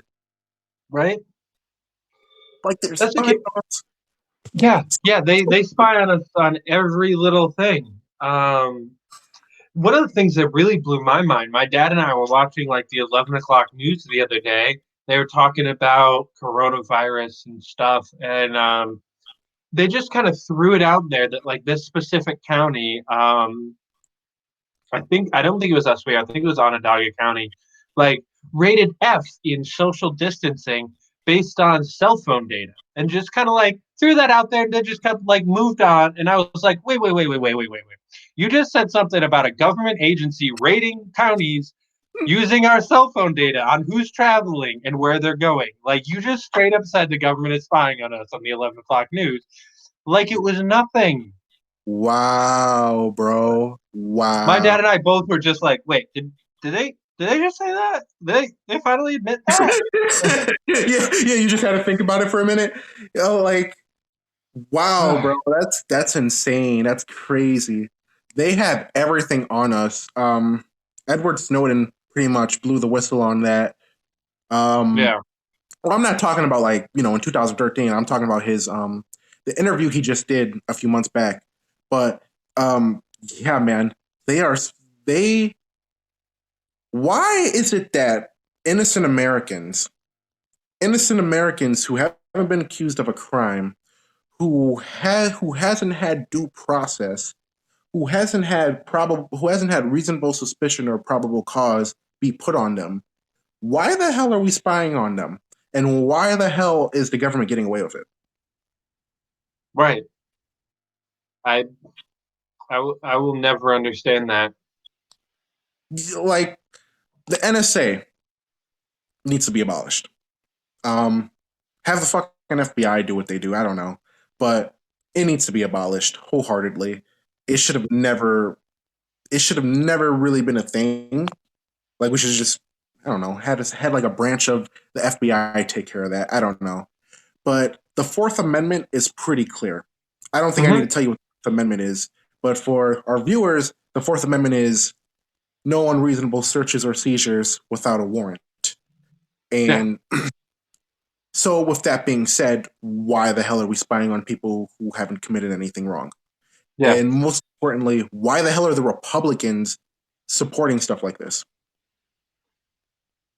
Where it's okay to blindly violate somebody's natural and constitutional right to be left alone by the government. This this is what I mean about unjust laws. Hmm. Unjust laws are not laws. They're bullshit. They're unconstitutional. Okay? Same, Preach. it's the same with these bullshit red flag laws. Okay? You can't sit here and take my gun without due process. You can't just say I'm crazy and take my gun away. That's Nazi Right. Germany. Straight up. Yeah, red flag laws are like are that's one of the things that really just worries me the most. Especially with the way that most of them are worded. Um, and one of the things that bothers me the most is the FBI actually put out a pamphlet back in March, I believe, of 2019, that labeled conspiracy theorists as the newest and most dangerous form of Really? domestic terror, Really? specifically naming, yeah, Really? yep. Um, Yeah, and Bro. then so you couple that with the language that's in most red flag laws. Anybody that doesn't believe what the government says is a domestic terrorist and can get their guns taken. Like they did it in little spurts here and there, but right now, as it stands in like 24 different states, if you are considered a conspiracy theorist, you can have a red flag law or a red flag warrant issued against you. Like that's a real thing. And somehow Siri thought I was talking to her there. Um, it doesn't surprise me anymore when I hear the government do shit like this. It just is very sad. But Yeah. actually, Larry Sharp made a really great point on the veterans. Mm-hmm. Um, they are heavily affected by this as well. Um, they go through a lot. They have their PTSD. They have their issues from what they did from their service, Mm-hmm. and they can't go for help. They can't go for help because the minute you tell somebody they're suicidal, the minute you tell somebody you're depressed, oh, we gotta take their guns away. Yeah. Well, we can prevent that type of shit without getting the government involved. And I get it, people want to protect others or whatever, but Mm-hmm. we still have liberty and we still need to do shit by the books. Okay. Unless you have proof that I was threatening somebody with my shotgun, there's no reason why my guns are being taken away, let alone being put in cuffs. Right. These red flag, we need to repeal every single gun law on the books. Straight up. Because there is no reason. It kills me. It completely kills me knowing that people are getting raped. People are getting robbed because their left wing local government won't give them a firearm. Everybody Yeah. should have a firearm. If you don't want to Yeah. have a firearm, that's fine. But you know what? I should have a goddamn right to preserve my life and my family's life Yeah. and my property. You know Yeah. what? Shit. Even Actually, Larry Sharp doesn't actually own a gun, no, he but doesn't, and he he doesn't smoke defends weed. people's right to own one. Yeah. He doesn't.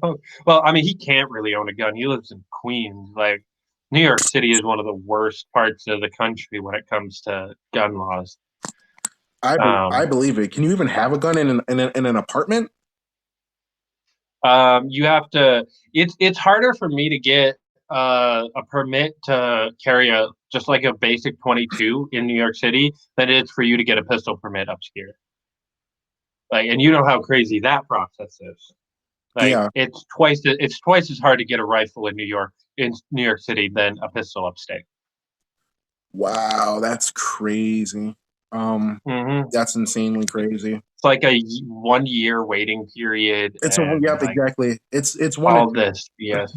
yeah. I'm in Buffalo, so it's like a 1-2 year process. Mm-hmm. For us. Yeah, but it does depend on the county though, because in Niagara Mm-hmm. County, it's really easy to get your pistol permit. I forget what the requirements are, but I've talked to people about it. Yeah, Mm-hmm. like it's on county, but Erie County, which is in Buffalo, yeah, bro, it's don't even get me started. I Yeah. actually I bought my first shotgun 2 years ago. Actually, it was double buck pump action, 12 gauge. Nice. It was all black. It was amazing. And I walked out of that shit. I walked out of Dick's Sporting Goods with that in less than 30 minutes. So Nice.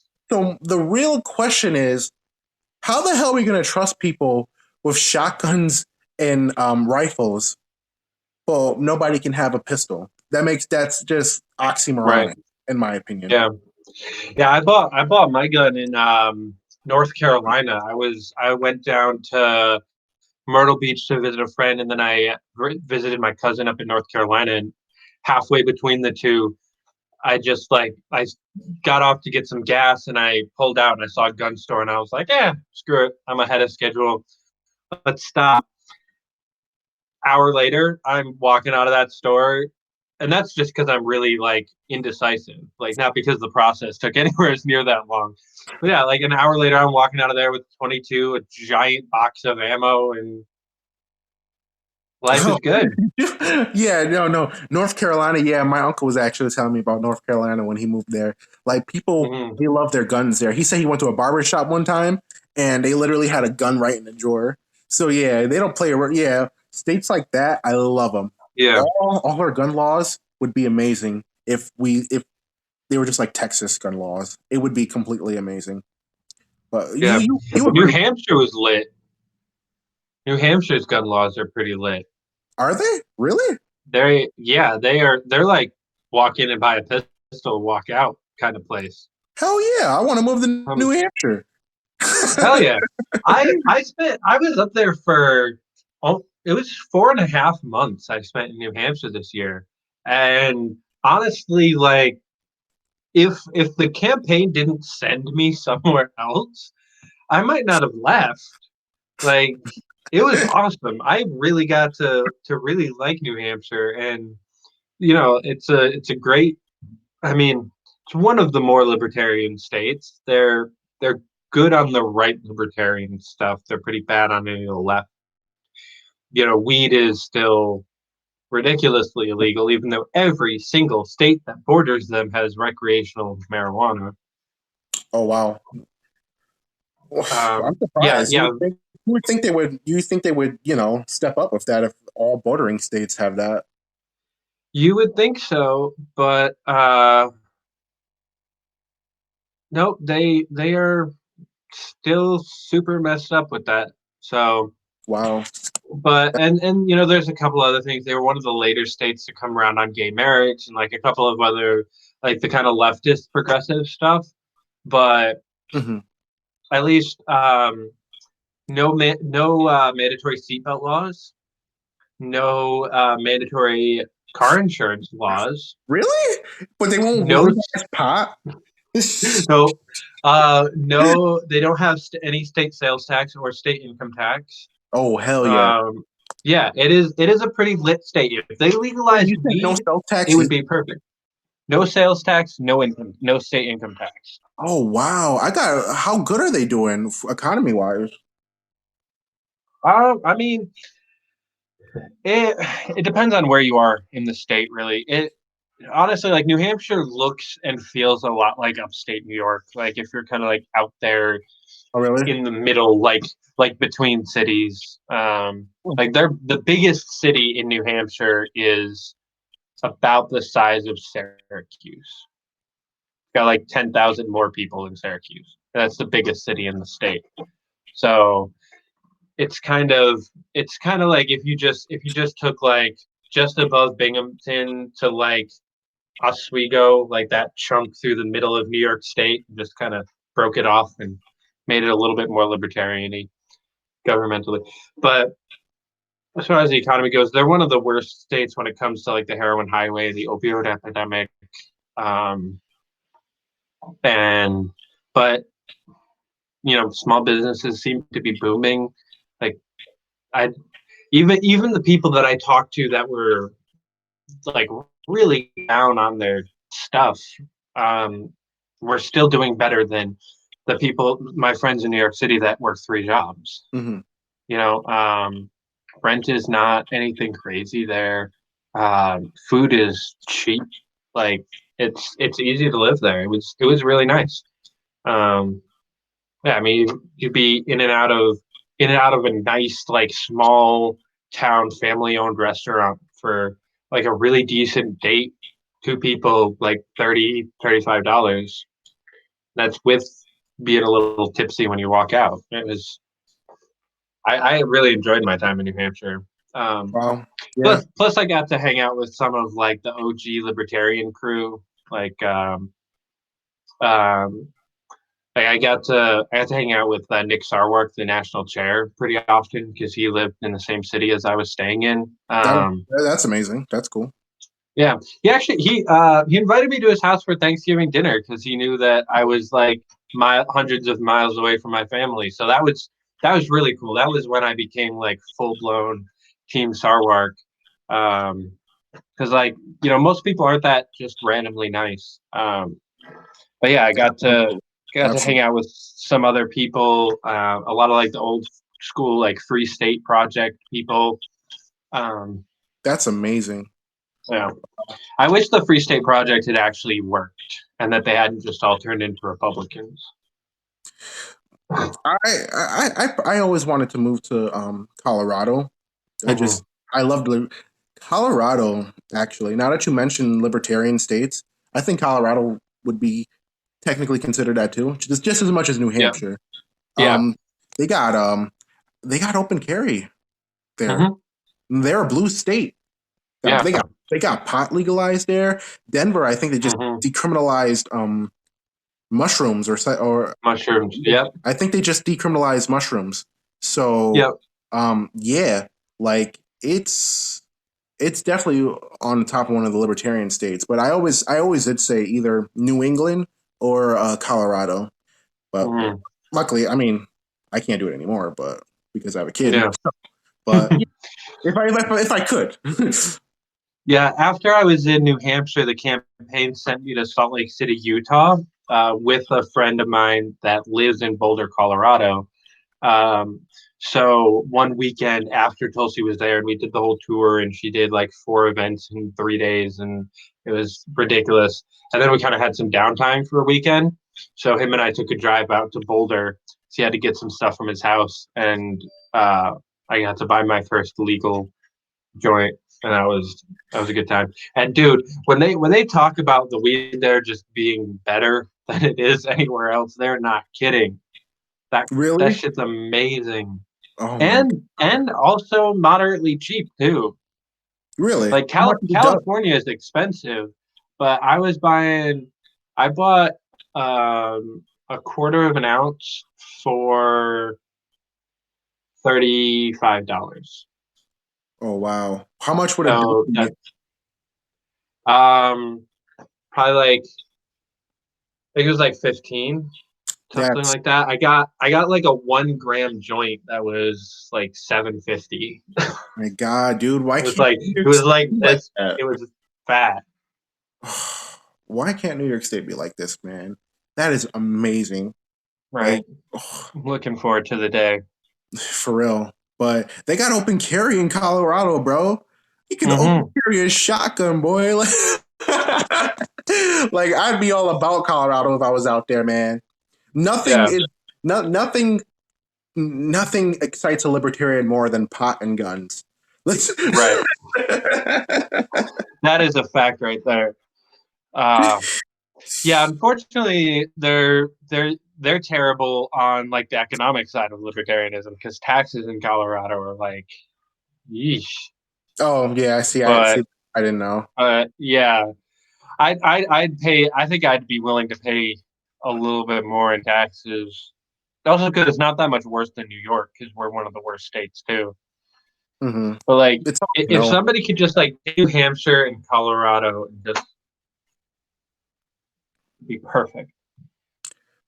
So, as far as like, were you a organizer or an advisor for Tulsi's campaign? I was on her um I was on her volunteer engagement team. So Oh, while I was in New Hampshire, I was the deputy volunteer coordinator for the state. Um, and then when they shipped me out to Utah and everything kind of went like national, I ended up becoming the deputy volunteer coordinator for the national campaign. So I was running a lot of like the social media stuff, like engaging with volunteers on social media, not anything to do with her channel or her accounts, but I was running like Twitter and Facebook groups that were like coordinated posting stuff. So when we had an event in like say Raleigh, North Carolina, we would have 30 volunteers that were really active on Twitter, like just going out and spamming people with the graphic for the ad for the event. I'm like everybody on Twitter who had ever mentioned Tulsi and lived anywhere near Raleigh. like and and we you had didn't have to pay people for anything. No, I mean we were. Oh, you mean like me personally? Yeah. Yeah, they. I mean, when I was in New Hampshire, there was a lot more of a support base for that kind of stuff. When I was in Utah, I was a little bit more on my own, but no, they covered room and board the whole time. Oh wow. Wow, man, I need a job like yours. Dead ass. I mean, to be fair, I wouldn't call it a job because I also didn't wasn't getting paid, but they Okay. were covering room and board, so it was which was a trade off I was okay with. Um, I already didn't have a job because I'd quit my job to run for office, so it was like, and my lease was up in my Brooklyn apartment, so it was like I can either try to find a job in a new apartment in this rat race of a city in New York, or I can just move to New Hampshire, have room board covered, and serve on a team that I care about and believe in, Yeah, and yeah, get to yeah. learn about running for office. So You are a yeah, smart man. You are a smart man, David. thank Um, you. I try. did they care that you were a libertarian, or they just said, "Well, whatever, he's helping us. He's a supporter." Half the team was. Um, like there were plenty of people on the team that were like registered and active libertarians.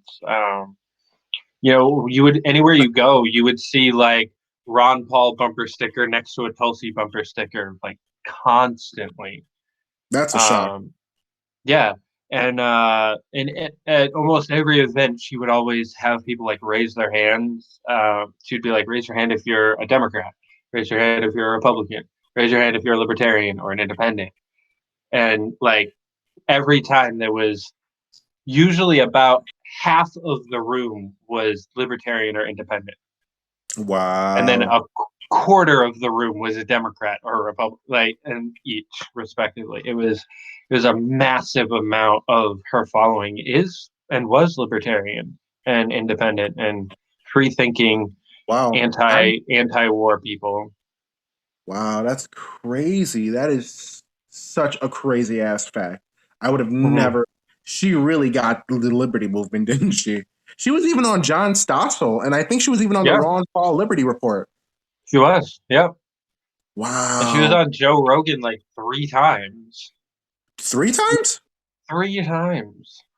Well, only twice while she was running. The first time was before she was running, which was really funny because I watched it after she announced and after I was already working for her. And he kept asking her, like, "Hey, you're gonna run for president? You're gonna run for president? You're gonna run for president?" She was like, "No, no, no, it's not. No, not this year. No, no." And then like 2 months later, she's running for president. And I'm like, "Nice, That's nice." awesome, man. It would have been awesome if she could have obviously over Trump. Hell yeah, I would have loved her. But it's crazy. Oh She yeah. got she got a lot of libertarians. That's crazy, Mhm. for real. She got a lot of Trump people too. Like I would see at least like one or two people at almost every event straight up come in with a MAGA hat on. Really? Like, yeah, she had every faction of the US political spectrum represented in her team, Wow, bro. but not enough That's crazy. Democrats apparently. I can't believe she has something special about her. And on Hmm. top of that, like every time she talked too, when I would get a glimpse on the debate stage, um, she wasn't a robot. You notice how all of them they Hmm. sounded like a robot, and they always had the same answers. That Hmm. was her. That was not her at all. And she caught my eye last year around this time. So Hmm. um ever since then, but she just dropped out now. So like I said, it just sucks, you know. It just really sucks. Yeah, but I see. I hope she runs for governor. I think the I've been kind of like paying attention to what she's been talking about lately, and I see that maybe in her future, but I'm honestly not sure. But I'll fly out to Hawaii and work for her if she runs for governor. Hell yeah, Hmm. that'd be great. Yeah. I might not vote this year. Um if we can't get a good candidate, well, if I can't find a good candidate for myself. I probably might not just vote. I don't know. What do you think? Like, because I know we have like we could get that 5% and become a major party, Mhm. but at the same time, it's like I Well, don't we want to need just. 130. We need 130,000 votes in New York State to maintain ballot access this year. Uh, For the general, yeah, we can do it. I think we can yeah. do it. So, but like, I agree. I think we can do it for sure. I mean, Larry got what was it, 96,000. So, and we've definitely grown by that extra 40,000 since then. Yeah, Um, yeah, and but it's so I'm definitely going to vote, no matter who the Libertarian candidate is. I don't. I literally do not care who it is. I will most likely vote Libertarian just because we need to maintain that ballot access, and yeah, that's maybe, yeah. You're probably right. It's just I've never been a partisan. Like at the end of the day, yeah, like my beliefs are my beliefs. yeah, I love libertarianism. But I'm not going to blindly follow. yeah, I don't blindly follow our party. I go after our hmm party at the time yeah. because and if we're being real, if we're being really real, let's be honest. Libertarians are probably the biggest snowflakes and hypocrites you'll ever meet. Sometimes, yeah. So, Honestly, I'm talking about this more on purely out of self-preservation and as completely selfish reasoning. But like, I'm going to be running again in 2021, if we don't have ballot access anymore, that makes that race significantly harder. mhm. So Yeah, and all the other people that are going to be running in 21, I have 4 or 5 friends already that are going to be running for New York City Council. We have uh, I mean, yeah, there's going to be races all over the place that if we don't have ballot access still, we're back to where we were in 2015. That would that would hurt a lot, and that would make um, that would yeah. I'm gonna vote Libertarian this year purely out of that preserving the party type mindset. you're probably right. Who knows? Yeah, I might vote, but you're probably right. You're probably right. Better than Biden or Trump. Amen. Yeah, even even even Adam Kokesh is better than either of them, and he's I don't uh, like him at all. I don't like him me. at all. I don't like him either, but he's still better than Trump and Biden. Yeah, no, yeah. You're right on that aspect. Hell Yeah. yeah, I'd vote for him any time of the week. Hell yeah. hmm I'm not. I don't. Honestly, if it's somebody like Kokesh, though, I might vote for Howie. I'm Cole. not sure. I'm a classical liberal style libertarian. Yeah. Um, I'm a proud statist. I don't give a shit. I don't think. I don't. As much as I would love for hmm anarcho capitalism to be able to work, I truly believe it would not be able to work. Yeah. Um, I hear things like we should abolish law enforcement. It's like, and they're saying we should take justice into our own hands. Um, no. I don't want hmm somebody to be accused of rape and then not actually be a rapist just so that they can get hung. You know, I Yeah. that's some third world Saudi Arabia, Iran type shit. I'm not trying to do that. Okay, so as I like the idea of anarchy, but I think we should have a government, and I think we should check our government, and instead of worrying about your next Tinder date or getting high at a strip club. How about we organize a meeting? How about we organize protests? You know, Yeah. so that the government knows we're not messing around, because that's the problem. And when we do massive protests, they tend to work. But the government and the establishment is just so good at what they do in dividing people and distracting them from the actual problem at hand. It's just, I think it's going to Yeah. take a lot. It's going to take a lot of enlightenment and um, a lot of mainstream media in order to do it. Yeah. Although, not mainstream media, alternative media. Mainstream media, no, yeah, Yeah. Yeah, alternative media. that's why I mean my campaign slogan basically last time and will be again next time was elect the revolution. Like I think that the government should exist That was your in campaign first. slogan? Yeah, I even That's have stickers that say boss. hashtag elect the revolution on them. That's boss. Uh, I was I was pretty proud of that one. You Um, should be. I'm proud for it. You see my face right now? um, so yeah, I mean, like I said, I think the government has a function, and but that function is to represent its people. And if they're not doing that, then we replace them. That's the whole point. By any means We necessary. Yeah, amen. Our government was set up with kind of a failsafe of if it ever gets tyrannical, if it ever goes wrong, it's set up in a way that we can peacefully just remove them. There is impeachment, there is recall, and there are elections. There are multiple ways to get people out of office, Mm-hmm. and Exactly. and go back to the way it was supposed to be.